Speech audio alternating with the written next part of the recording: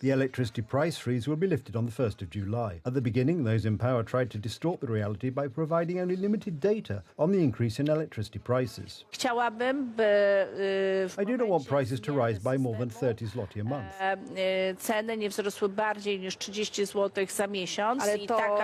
Estimated for a single pensioner household. It soon became clear that the increase in the price of electricity would not be 30 zloty, but 30%. And there's more. A price shock is waiting for the consumer. According to the largest Polish gas supplier, PGNiG, gas prices will rise by almost 50%. Distribution charges are also set to rise. I've talked to the people of Radom and Siedlce, and they've told me straight out that they're afraid of these prices going up. The government has proposed an energy voucher, a one-off cash payment to compensate for price increases. However, only a small number of people have taken up this form of assistance. To ensure that all Poles pay less, Law and Justice has proposed extending the freeze on energy prices.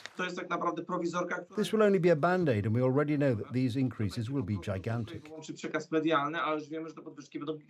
Basic utility charges are already being increased by local authorities.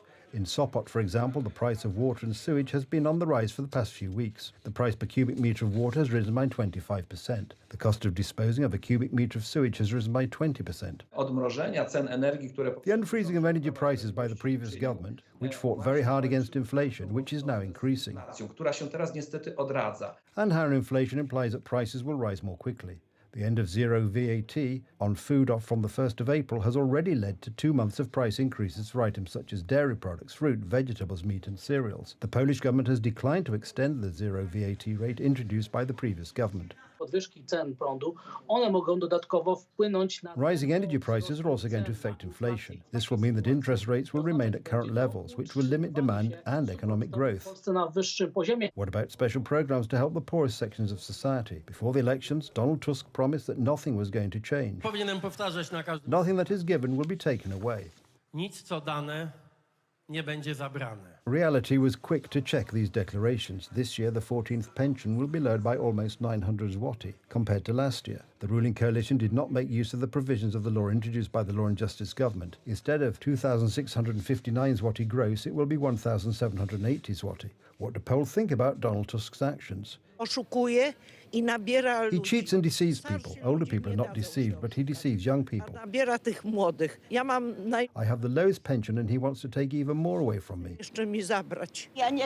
I can't stand that, Tusk. He's made a lot of money there and he's robbing people here. He's a tricky one. Mateusz Morawiecki, former Prime Minister and Vice President of Law and Justice, has published a report on the first half year of Donald Tusk's government. He lists the mistakes and omissions of the coalition that has been in power since the 13th of December. The report shows the truth about the work of the current government and the disturbing effects it is having. An increase in the price of food, energy and gas, delays and question marks over the CPK and Polish nuclear power projects. To the long list of increases, we must add further European taxes linked to the Green Deal. That is, CO2 emissions and the Buildings Directive. These are huge sums amounting to trillions of zloty, which we will all have to pay out of our own pockets.